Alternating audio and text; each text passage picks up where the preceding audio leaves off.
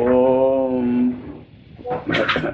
परतत्वे सदा लीनो रामकृष्ण समाज्ञया यो धर्म स्थापन रतो वीरेशं तं नमाम्यहम्. We are studying Swamiji's Raja Yoga from Vivekananda, and we have read up to 5 chapters. And that was control of the psychic prana.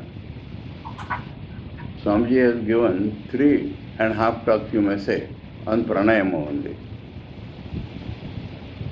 and including the Kundalini Jagran and all that. And at the end, he has warned or insisted that absolute brahmacharya is necessary if you want to practice pranayama or Raja Yoga.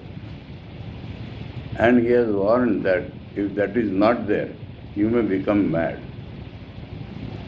Now we come to the 6th chapter called Pratyahara and Dharana. Pratyahara means, ahara means taking in, aryate iti ahara. Pratyahara means not allowing something to come in. Or Pratyahara means our indriyas have to be brought in. Our indriyas normally like to go outside. We have seen that. But don't allow them to go out, bring them in. That is called Pratyahara. And then will come Dharana. Dharana, according to Raja Yoga, is holding the mind on a particular spot to the exclusion of other spots. That means suppose the mind is put on this palm, then we should not feel the arm at all or the body at all. That exclusive attention to a certain part, that is Dharana. Then it will be followed by Dhyana and Samadhi in the next chapter. So that is the Patanjali scheme. So now let us see what Swamiji tells about Pratyahara. The next step is called Pratyahara. What is this? You know how perceptions come. First of all, there are the external instruments. What we see on our body are the external instruments. Then the internal organs acting in the body through the brain center. Swamiji mentions through the brain centers, because indriyas are some subtle things, sukshma. They cannot be equated with brain center, but they work through the brain centers.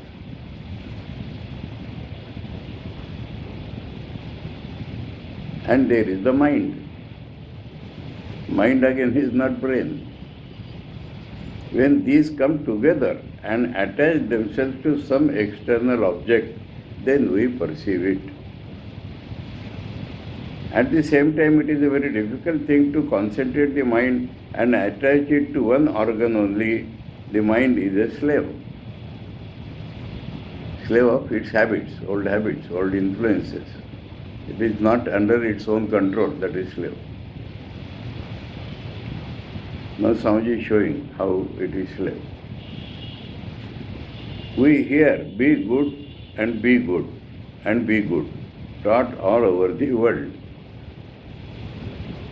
There is hardly a child born in any country in the world who has not been told, do not steal, do not tell a lie. But nobody tells the child how he can help doing them. That means mind goes to steal, mind feels to tell a lie. How to check that mind you are not taught.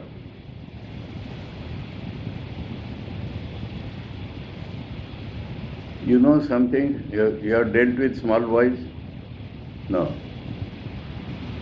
Now if some boy tells a lie or steals or does something, and we punish him, we scold him or beat him, and then he says, I will not do again, I will not do again. This is my last, this is my last. And next day he does again. You understand his point? So it is not his will working. Something is working in him which is not under his control. So if you tell him don't steal, you have to teach him how he can resist that stealing. So pratyahara comes in. Talking will not help him. Why should he not become a thief? We do not teach him how not to steal. We simply tell him to not steal. Only when we teach him to control his mind do we really help him. All actions, internal and external, occur when the mind joins itself to certain centers called the organs. Centers, not that Kundalini centers, organs. Mind joins an organ, then external or internal actions happen. Willingly or unwillingly, it is drawn to join itself to the centers. And that is why people do foolish deeds and feel miserable.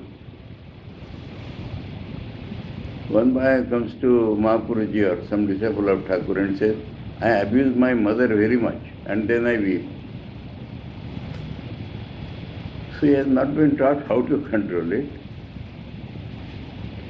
He feels sorry afterwards, but he does the same thing.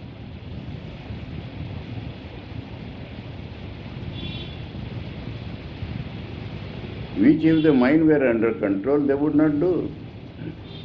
What would be the result of controlling the mind? It then would not join itself to the centers of perception, and naturally feeling and willing would be under control. Feeling and then willing. It is clear so far. Is it possible? It is perfectly possible. You see it in modern times. The faith healers teach people to deny misery and pain and evil. Their philosophy is rather roundabout, but it is a part of yoga upon which they have somehow stumbled, simply showing through the known things. Where they succeed in making a person throw off suffering by denying it, they really use a part of pratyahara, as they make the mind of that person strong enough to ignore the senses. You think, I am alright, I am not suffering. So you are checking the mind.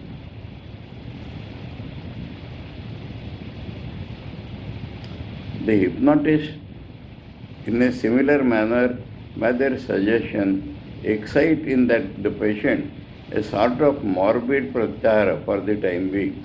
Morbid, you understand? Morbid word. Disease. Sick.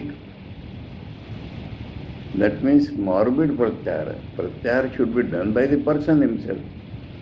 But if somebody else through hypnotism does that, then it is a bimari, it is a disease.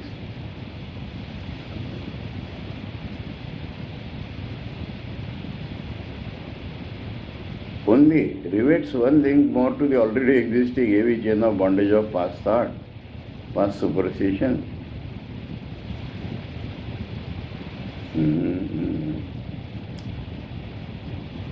Oh, I went to the other para, Here.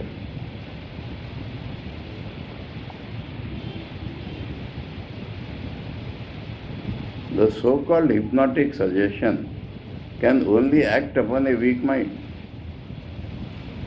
And until the operator, by means of fixed gaze or otherwise, has succeeded in putting the mind of the subject in a sort of passive, morbid condition, his suggestion never works. So they stare at you and somehow affect the weak mind and then control it. It is under their control, not your control. Now the control of the centers which is established in a hypnotic patient or the patient of faith healing by the operator for a time is reprehensible because it leads to ultimate ruin. the power is lost of the mind at all. It is not really controlling the brain centers by the power of one's own will, but is, as it were, stunning the patient's mind for a time by sudden blows which another's will delivers to it. Some horse or some animal, you give a blow, then he is stunned, he cannot do anything. Like that, by these thoughts, you are stunning a blow there. It is not checking by means of reins and muscular strength the mind carrier of a fiery team, but rather by asking another to deliver heavy blows on the heads of the horses. Horses example has come. To stun them for a time into gentleness. At each one of these processes, the man operated upon loses a part of his mental energy, till at last the mind, instead of gaining the power of perfect control, becomes a shapeless, powerless mass. And the only goal of the patient is the lunatic asylum. You know what they do through hypnotism? By hypnotic suggestion, they will ask the man to murder somebody. And the operator will never be caught. It is very difficult for the CIDs to establish that chain. That man will not remember from whom he received the order. He will simply go and commit something.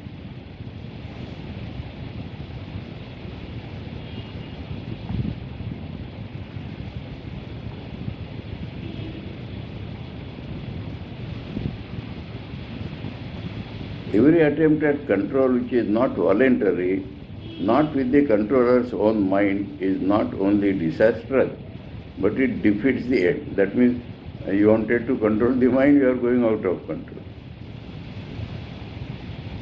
The goal of each soul is freedom, mastery, freedom from the slavery of matter and thought, mastery of external and internal nature. That is what we want, to be free. Instead of leading toward that, every will current from another, in whatever form it comes, either as direct control of organs or as forcing to control them while under a morbid condition, only rivets one link more to the already existing heavy chain of bondage of past thoughts, past superstition. These are all our bondages, past thoughts, past superstition. And by this method, we are creating more bondages. Therefore, beware how you allow yourself to be acted upon by others.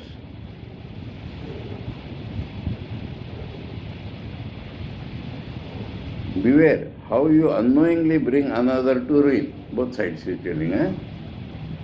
You should not allow yourself to be subjected to that, and you should never practice on others. True, some succeed in doing good to many for a time by giving a new train to their propensities. That means not murder. You may make that man do good things also. But then he is losing his control totally. But at the same time, they bring ruin to millions by the unconscious suggestions they throw around, rousing in men and women that morbid, passive, hypnotic condition which makes them almost soulless at last. Whosoever therefore asks anyone to believe blindly or drags people behind him, how you see them all this terrorism. What is this? Some wrong idea is fed, and they lose the total capacity of thinking at all.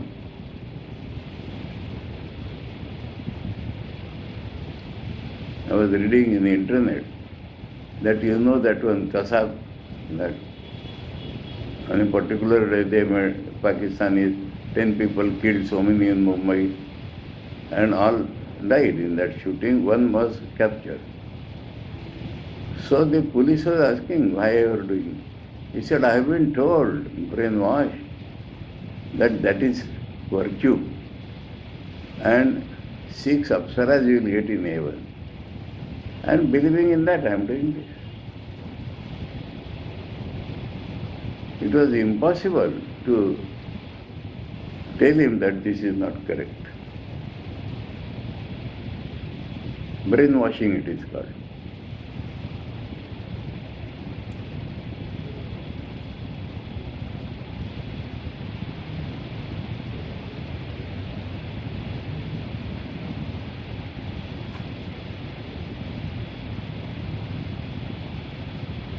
Whosoever therefore ask anyone to believe blindly, that means not this terrorism or all that means simply I am telling you believe, I am telling you believe. Then he loses his power. Or drag people behind him by the controlling power of his superior will does an injury to humanity, though he may not intend it. He thinks I am going on a right path and I will carry people with me.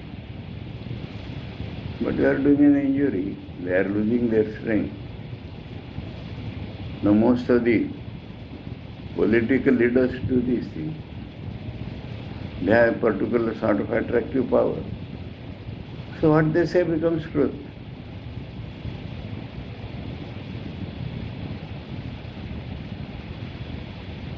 Therefore, use your own minds, control body and mind yourselves. Remember that until you are a deceased person, no extraneous will can work upon you. That means if already some disease is there mental, then other people will work. Avoid everyone. However great and good he may be, who asks you to believe blindly.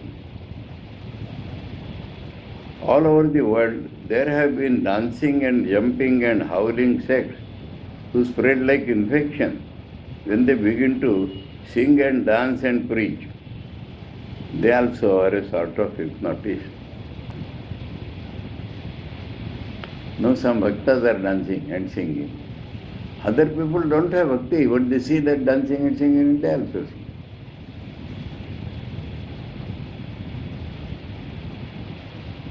They also are a sort of hypnotist. They exercise a singular control for the time being over sensitive persons. Alas, often in the long run, to degenerate whole races.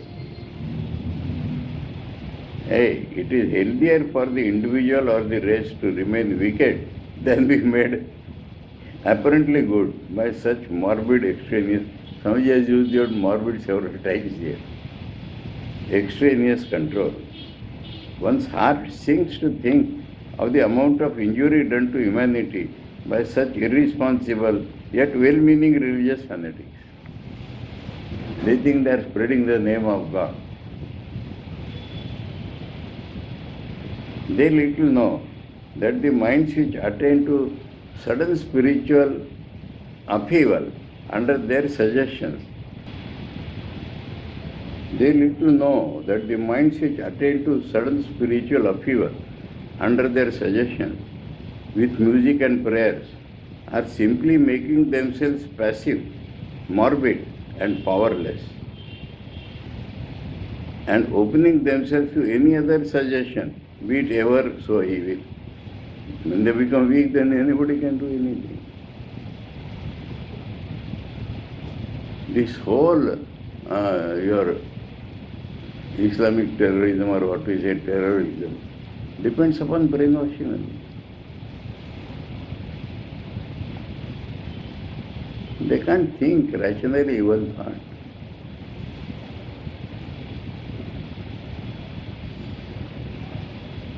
Little do these ignorant, deluded persons dream that whilst they are congratulating themselves upon their miraculous power to transform human hearts, which power they think was poured upon them by some being above the clouds, they are sowing the seeds of future decay, of crime, of lunacy and of death.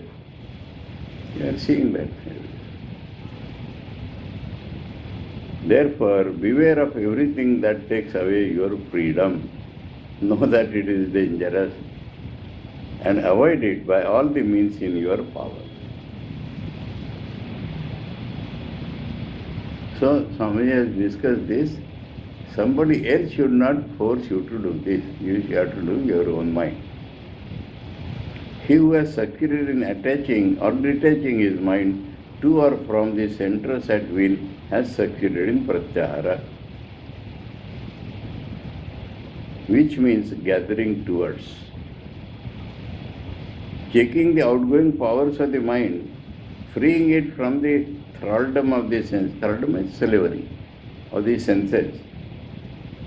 When we can do this, we shall really possess character. Then alone we shall have taken a long step towards freedom. Before that, we are mere machines. Machines passed into social thoughts, all this. Simply believe and do like that. How hard it is to control the mind? Now an example is given in our scriptures.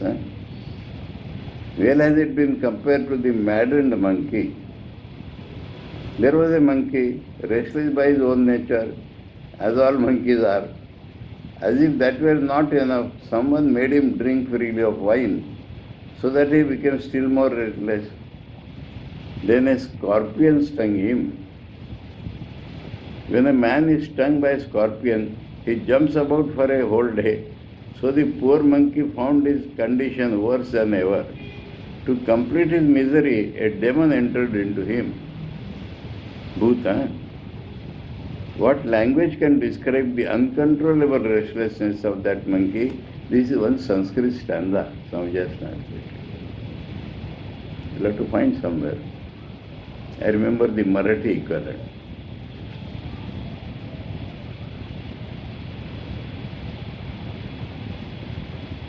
This monkey, wine, stung by a scorpion, and a ghost entered into him.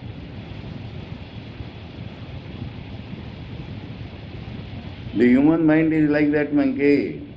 That is only an allegory, figure outside. Now Swami is showing that, instantly active by its own nature, thus increasing its turbulence. No. Then it becomes drunk with the wine of desire, thus increasing its turbulence. After desire takes possession comes the sting of the scorpion of jealousy at the success of others. And last of all, the demon of pride enters the mind, making it think itself of all importance. How hard to control such a mind. Jealousy has been given as a sting of the scorpion.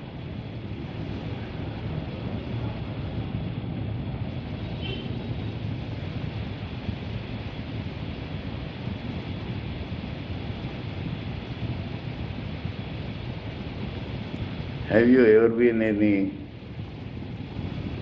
subject or object of jealousy? Subject means have you felt jealousy for something?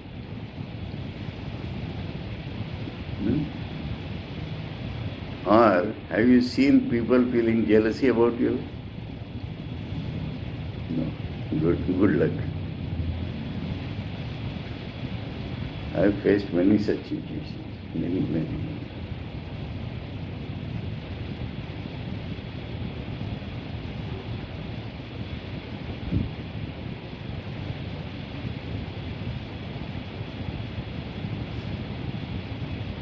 And then nothing can calm their nerves.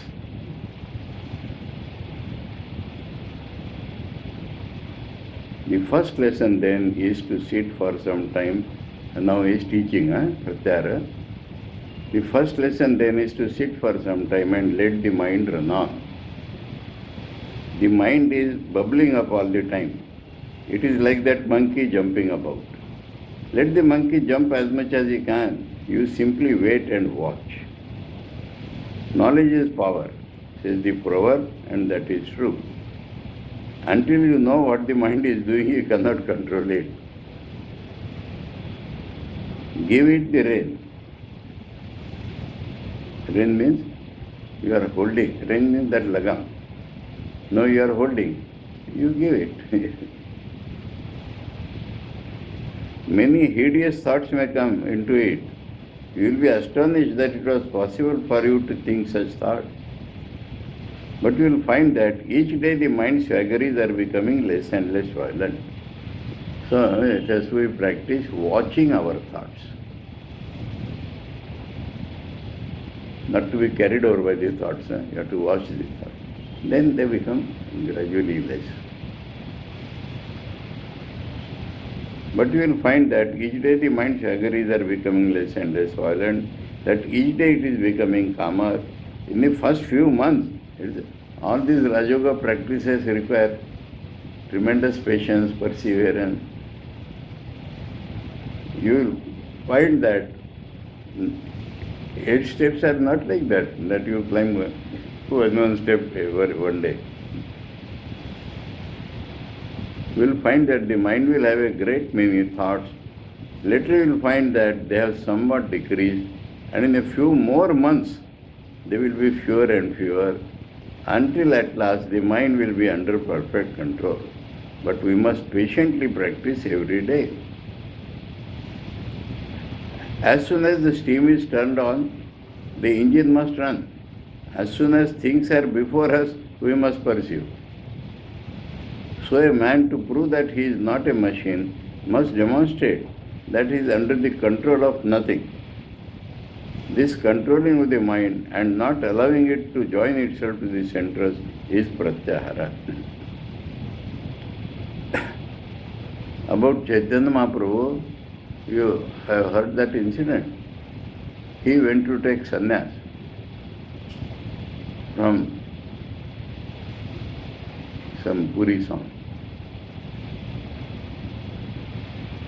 And then he was already being worshipped as God due to his bhakti.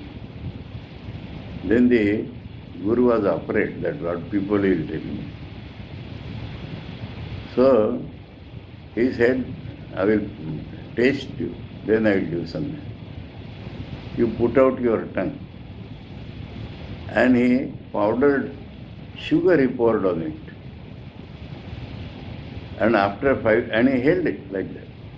After 5-10 minutes, when the wind blew, the sugar ran away. Not a salivation had no comment at all.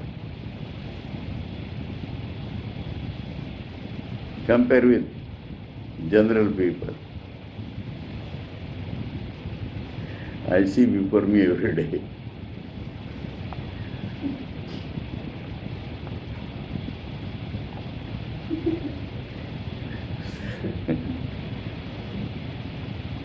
No, that is you have to practice, otherwise how will you do?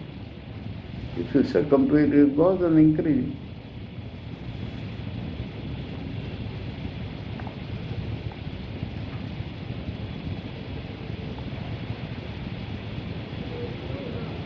This controlling of the mind and not allowing it to join itself to the centers is pratyahara. How is this practiced? It is a tremendous work, not to be done in a day. Only after a patient, continuous struggle for years can we succeed. There was a private Swami, I need not tell his name, in Khetri. And while talking, so much body gestures he used to do, especially the neck. You have seen sometimes people like that? And he wanted to learn of me, what should I do? I told him, first you check this. This is a sign of emotionalism. You check this. Don't allow this. Consciously you have to check your neck. He did not do that. So many things complain. So many things. He is telling this brahmachari is abusing me. Now that brahmachari is coming down the stairs. We and that Swami, I and that Swami are standing here. He says, she is abusing me. I went to the brahmachari, said, why should I abuse him? Perhaps his lips were moving or he was thinking something. And he said, she is abusing me. Imaginations run riot. And they harm themselves.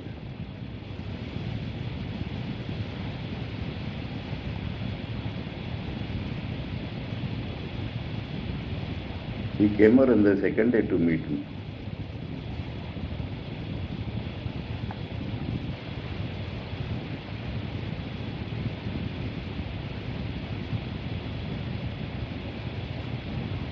Only after a patient continuous struggle for years can we, months gone, now it talks of years. After you have practiced pranayama for a time, take the next step, the dharana. So that is the karmic anga or steps. So he has taught us yama niyama, then asana. Asana also he told you have to practice for some time, then it will become for nadi shuddhi. Pranayama time he told so many practice. And now pratyahara. So these are steps. Just you sit and you get something, that is not possible. To expect such quick results itself is wrong.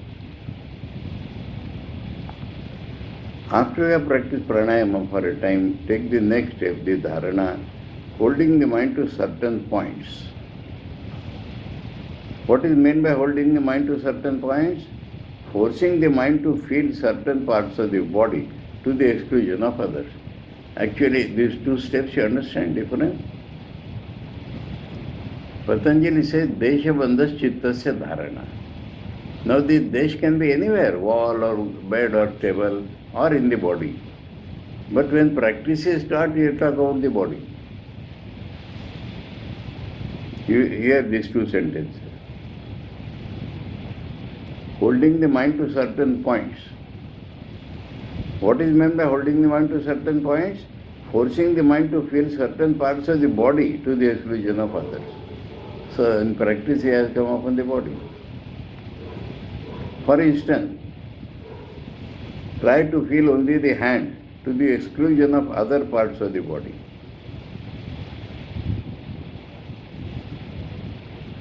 Then only the concentration will increase.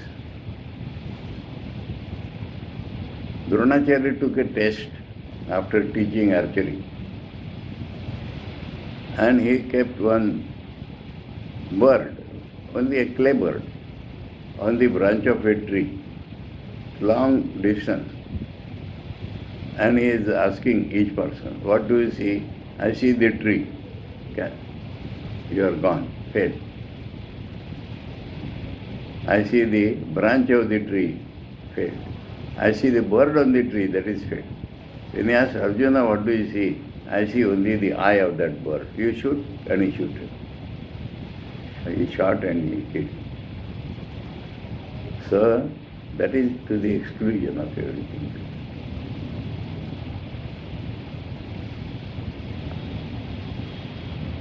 Then, when the Draupadi Swayamvar, the test was still harder.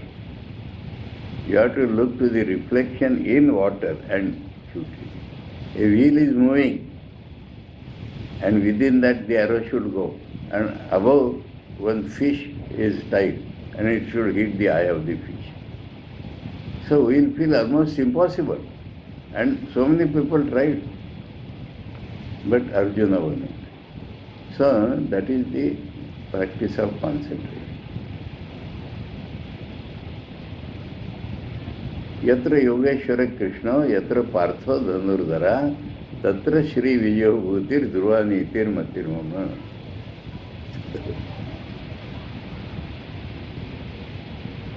Try to find, when the chitta or mind stuff is confined and limited to a certain place, it is dharana. This dharana is of various sorts, and along with it, it is better to have a little play of the imagination. For instance, the mind should be made to think of one point. I knew that. Deshabandha.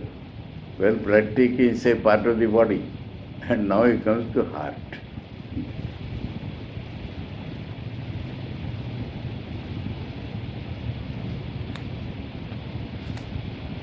The mind should be made to think of one point in the heart. That is very difficult. An easier way is that imagination, Swamiji is telling, na? An easier way is to imagine a lotus there. You understand? I told you to see that Paramartha Prasanga. There, 3-4 passages are there. Think of the lotus of the heart. Think that your Ishta is sitting there. Next para, think that there is a throne, Raj Singhasan. Think your Ishta is on that, like that. So this imagination helps us to go to the heart. We are interested in the heart. We love Thakur. So anything Thakur in the heart, we can feel it. Lotus, Raj Singhasan, 3-4 things he has given.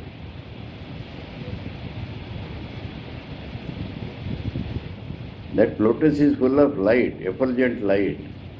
Put the mind there. Or think of the lotus in the brain as full of light.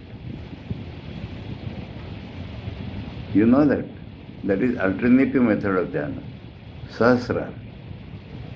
Not Bhrumadhyana. Sahasrara. So people, those who find it difficult here, can find here. So Swamiji is given that. Practices. Or think of the lotus in the brain as full of light. Or of the different centers in this Sushumna mentioned before. Any center. The yogi must always practice. Again and again that point comes. He should try to live alone. No brahmacharya was talked of. No, so many other conditions are there. The companionship of different sorts of people distract the mind. He should not speak much, because to speak distracts the mind. Not work much, because too much work distracts the mind. The mind cannot be controlled after a whole day's hard work. One observing the above rules becomes a yogi. Such is the power of yoga that even the least of it will bring a great amount of it. All this is from the 6th chapter of the Gita.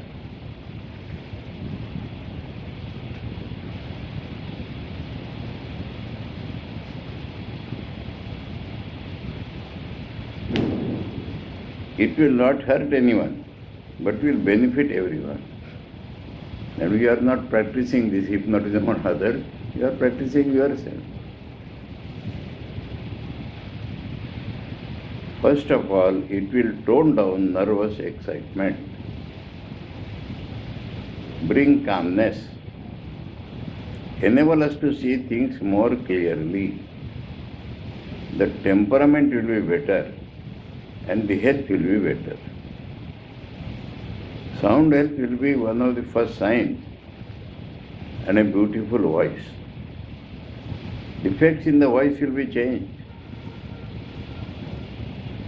This will be among the first of the many effects that will come. Those who practice hard will get many other signs. Sometimes there will be sounds as a peal of bells heard at a distance, commingling and falling on the ear as one continuous sound. Sometimes things will be seen, little specks of light floating and becoming bigger and bigger. And when these things come, know that you are progressing fast. Some of these thoughts are given in Shatashatar Upanishad. Those who want to be yogis and practice hard must take care of their diet at first. Second time, Swamiji speaking of diet, during pranayama also this topic had come. But for those who want only a little practice for everyday business sort of life, let them not eat too much. For them also some diet restrictions is giving. Otherwise they may eat whatever they please. For those who want to make rapid progress and to practice hard, a strict diet is absolutely necessary. They will find it advantageous to live only on milk and cereals for some months. Cereal means Roti, rice is allowed, cereal. But roti with milk, rice with milk, nothing else.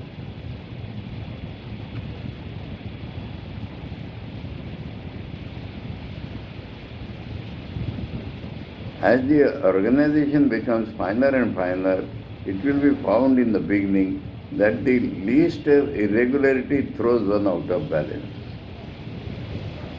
One bit of food more or less will disturb the whole system unless one gets perfect control, and then one will be able to eat whatever one likes. When one begins to concentrate, the dropping of a pin will seem like a thunderbolt going through the brain. Our principal Maharaj used to tell an anecdote. Mahapurush Maharaj's sevak, Moti Maharaj, he removed the shakar, and that sound came. Mahapurush said, "Oh, Satyanash." So the mind was so much concentrated, and that sound made such a disturbance.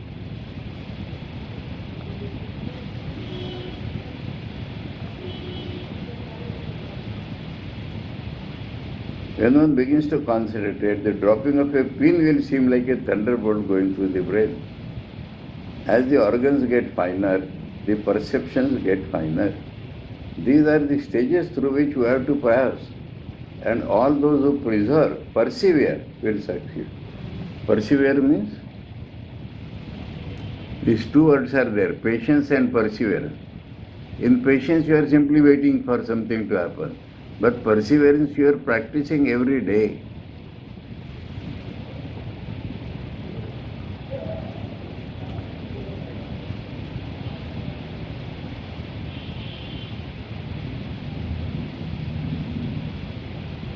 Give up all argumentation and other distractions. Is there anything in dry intellectual jargon? It only throws the mind off its balance and disturbs it. Things of subtler plane have to be realized. We're talking to that, so give up all vain talk. Read only those books which have been written by persons who have had realized. You see, I told you this several times. Read only those books which have been written by persons who have had realization. Rishivakya, my master used to say, Rishivakya. Be like the pearl oyster. There is a Indian fable, Swati Nakshatra. There is a pretty Indian fable to the effect that if it rains when the star Swati is in the ascendant and a drop of rain falls into an oyster, that drop becomes a pearl. The oysters know this, so they come to the surface when that oyster, you understand, that CP. When that star shines and wait to catch the precious raindrop. When the drop falls into them, quickly the oysters close their shells and dive down to the bottom of the sea, there to patiently develop the drop into the pearl. We should be like that. First hear, then understand. Yes, Shravan Manan Didasana. First hear, then understand, and then, leaving all distractions, shut your minds to outside influences and devote yourself to developing the truth within you. There is the danger of frittering away your energies by taking up an idea only for its novelty and then giving it up for another that is newer. This is spiritual tourism. Strange things, you go to some sampradaya. Then after some days you feel bored, you go to some other sampradaya. Like that there are people.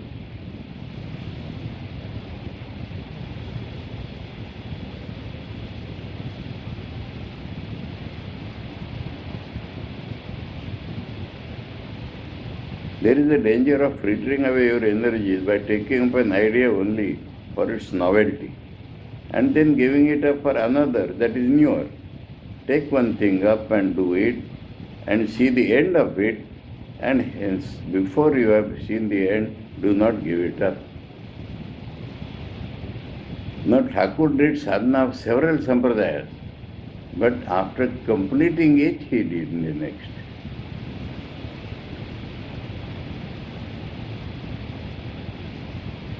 He who can become mad with an idea, he alone sees light. Those that only take a nibble here and a nibble there will never attain anything.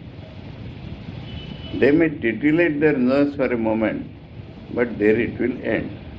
They will be slaves in the hands of nature and will never get beyond the senses. Those who really want to be yogis must give up once for all this nibbling at things. So much concentration is teaching. Take up one idea. Make that one idea your life. Think of it, dream of it, live on that idea. Let the brain, muscles, nerves, every part of your body be full of, this is manana. Swami just told, understand and think, and now he is describing that. This is called manana. Let the brain, muscles, nerves, every part of your body be full of that idea, and just leave every other idea alone. This is the way to success, and this is the way great spiritual giants are produced. Others are mere talking machines. If we really want to be blessed and make others blessed, we must go deeper. The first step is not to disturb the mind, not to associate. This from Dharana he is telling all these things. Fixing on a part includes all these things.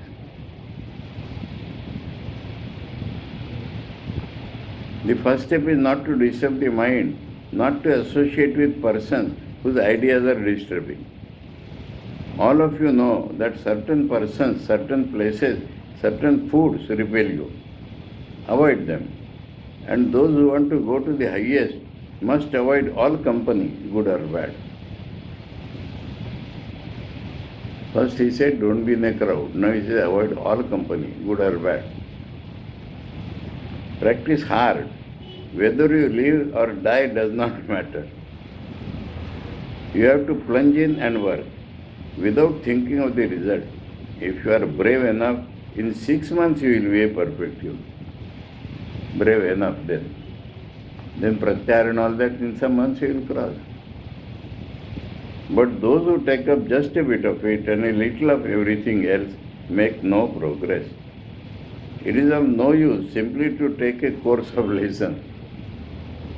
To those who are full of tamas, ignorant and dull, those whose minds never get fixed on any idea, who only crave for something to amuse them, religion and philosophy are simply objects of entertainment. There are people who like to hear lectures one after the other, all sampradayas. These are the unpersevering. They hear a talk, think it very nice, and then go home and forget all about it. To succeed, you must have tremendous perseverance, tremendous will. I will drink the ocean, says the persevering soul. At my will, mountains will crumble up. Have that sort of energy, that sort of will. Work hard and you will reach the goal. We have finished the 4th chapter today. I think we'll have to shift our date of starting Leela Prasanga earlier. Now, 2 chapters and Swamiji's preface in Patanjali. 3.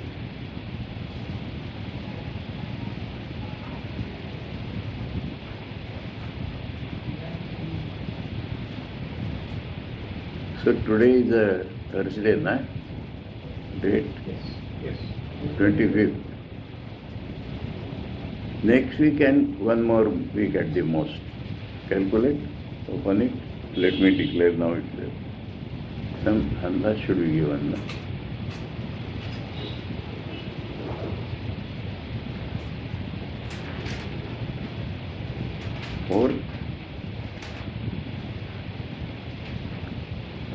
No, next week. Next week. No, turn it back. Okay. So 1 week here, and next week. Within 2 weeks you may complete, na?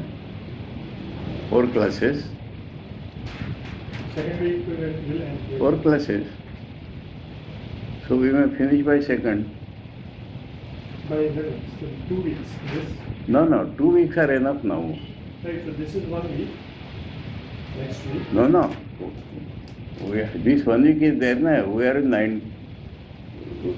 18th, 25th.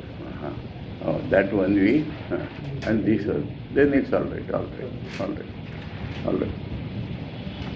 Om Paratatve Sada Lino Ramakrishna Samagya Yo Dharma Sthapana Rato Viresham Tam Namamyam. Om Shanti. Hari Om Tat Sat. Shri Ramakrishna Arpanamastu. We are thinking after finishing Raja Yoga to start classes on Leela Prasanga, Shri Ramakrishna the Great Master. But the time and frequency will be different. Frequency may be 5 days a week, and timing may be 7 to 8. I am just giving some advance information. Okay.